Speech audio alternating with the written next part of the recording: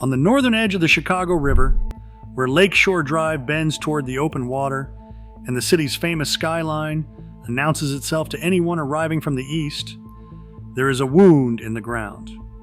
Not a ruin, not a demolition site, a wound. A circular excavation 76 feet deep and more than 100 feet across, its concrete walls stained with decades of groundwater seepage, its floor submerged beneath a black pool with no visible bottom from street level. No crane stands above it. No permit board carries the outline of a future building. It is simply there, at the most valuable address on the most valuable stretch of lakefront real estate in the American Midwest, a monument to something never built. Chicagoans call it the Hole. The rest of the world once called it the future. This is the story of the Chicago Spire, and of how the most audacious skyscraper ever conceived in North America was killed not by physics or soft clay, but by a single decision made inside a bank.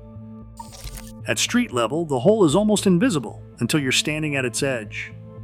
The city's rhythm pulses around it, cars streaming down Lakeshore Drive, joggers tracing the river's curve. But here, the world drops away. The ground falls 76 feet, a clean circle more than 100 feet across, lined with concrete walls that sweat groundwater. Rain collects at the bottom, forming a black pool that mirrors nothing. On summer days, the surface shudders with wind, but nothing stirs below.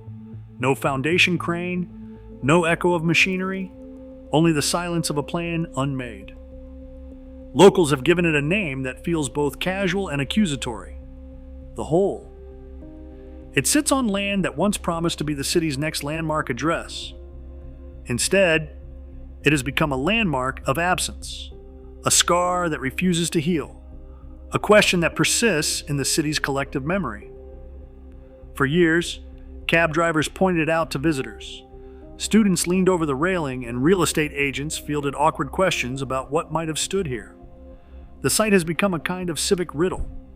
How could so much ambition vanish, leaving only emptiness behind? The dimensions are hard to grasp without standing at the rim. 76 feet is the height of a 7-story building, yet all of it descends into the earth. More than 100 feet across, the excavation dwarfs the people who pause to look in. On maps, it appears as a blank, a circle with no annotation, a negative space where the city's optimism once gathered.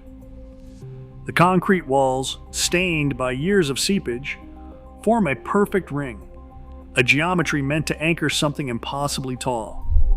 Instead, they hold nothing but water and the memory of a vanished future. Chicagoans have learned to walk past it, but the site refuses to disappear. It draws the eye and unsettles the imagination. The Hole is not a ruin, not a relic of something lost to fire or decay. It is the residue of a promise interrupted, a monument to what money can unmake. In a city built on the certainty of steel and ambition, this wound in the ground stands as a quiet rebuke, a reminder that even here, where skyline is destiny, some dreams are too heavy for the ground or for the banks to bear. A vision took hold above the empty ground, a twisting spire 2,000 feet high, spiraling into the clouds with a grace that seemed to defy gravity and the city's own history of straight lines and right angles.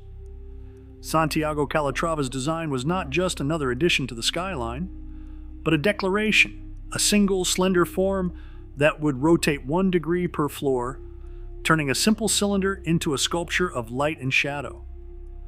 Renderings flooded the press, a glass helix rising from the lakefront, promising to eclipse the Willis Tower, to crown Chicago as the new capital of ambition in the Western Hemisphere. Garrett Kelleher was the man determined to make this dream real, an Irish developer with a gambler's appetite and a salesman's flair. In June 2007, beneath white tents and a summer sky, Kelleher and Calatrava presided over a groundbreaking ceremony that felt more like a coronation than a construction start. Dignitaries gathered, cameras flashed, and the first shovelfuls of earth were tossed, as if the future itself could be summoned by gesture.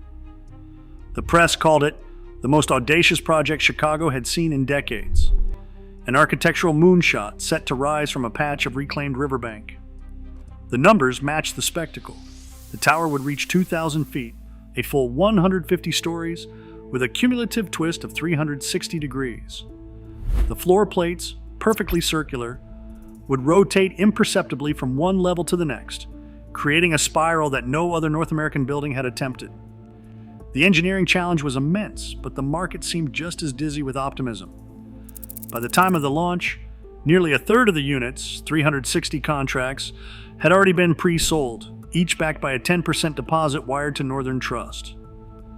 Buyers signed on for glass-walled penthouses and panoramic views that, for now, existed only on paper and in the shimmer of digital renderings.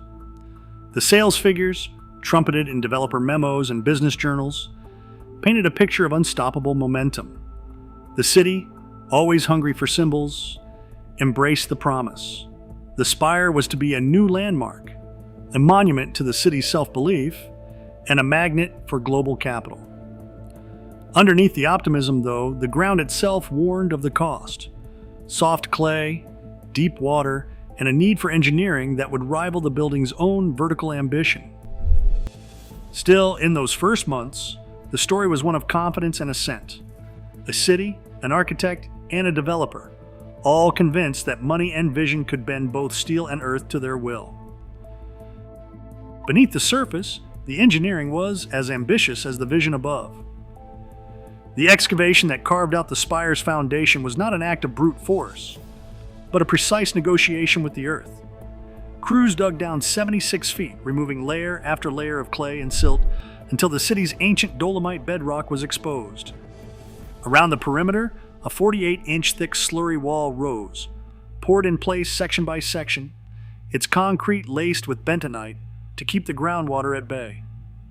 This was not a temporary barrier, but a permanent diaphragm, engineered to resist the pressure of Lake Michigan and the weight of the city itself. Within that ring, the real work began. 56 caissons, each 9 feet in diameter, were drilled straight through the soft overburden. Their steel cages dropped deep into the earth. The drilling rigs worked day and night, advancing 12 feet per hour in the upper soils, slowing to 4 feet per hour as they chewed into bedrock. Every shaft was logged, every pore tested.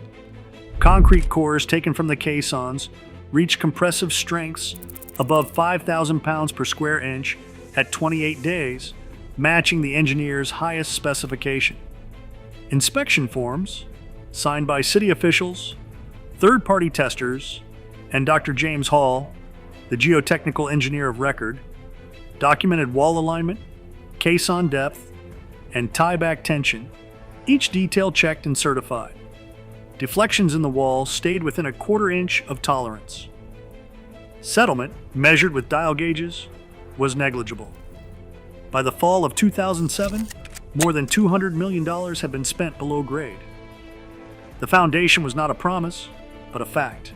A ring of concrete, steel, and stone, ready to bear the twisting weight of a 2,000-foot tower. The technical record left no doubt. The ground had been prepared. The city's next landmark was not only possible, it was, for a brief moment, inevitable. The machinery fell silent in September 2008, not for lack of steel or stone, but because the wires that carried money from lender to site went cold. The Spire's construction loan, structured around a latticework of covenants and milestone triggers, had been engineered as carefully as the caissons themselves. Each draw depended on a checklist, proof of progress, ratios met, deposits in escrow, no whiff of missed deadlines. For months, these rituals held. Concrete flowed, invoices cleared, and the foundation advanced in lockstep with the release of capital. Then the world's credit markets seized. Deutsche Bank, holding the senior note, issued a stop lending notice. The bank's decision was not an act of malice or doubt in the engineering, but a reaction to numbers. Pre-sales dipped below the 30% threshold, debt service coverage ratios faltered, and the bank's own risk models signaled danger. On paper, the breach was clinical, a technical default, a failure to satisfy the loan-to-cost covenant. In practice, it was a guillotine. The next scheduled draw never arrived. Cranes idled, paychecks halted, and a cascade of unpaid invoices rippled outward. Subcontractors, from concrete pourers to drilling crews, filed mechanics' liens, over $30 million in claims stacked up in the county clerk's office. The site, once a choreography of trades, became a legal battleground. Deutsche Bank filed for foreclosure in Cook County, seeking to recover the outstanding principal, roughly $160 million, by seizing the land and the unfinished foundation. Court dockets filled with motions, notices, and affidavits. The city placed a tax lien for unpaid property taxes. For the workers and suppliers left in limbo, the wound was not just financial, but existential. A monument to labor and capital, frozen in litigation, with the promise of the spire replaced by the certainty of debt. The engineering had delivered exactly what was demanded. The collapse came from a different kind of load. A covenant, a margin call, a withdrawal notice. The site's silence was enforced not by the laws of physics, but by the terms of a credit agreement enforced with the cold precision of a bank's signature. Today, the anti-skyscraper endures, an empty wound, not for lack of vision or engineering, but because the ground could not hold what the markets could not fund. In an age where ambition rises on borrowed capital, the true load-bearing element is trust in tomorrow. That, too, can vanish overnight.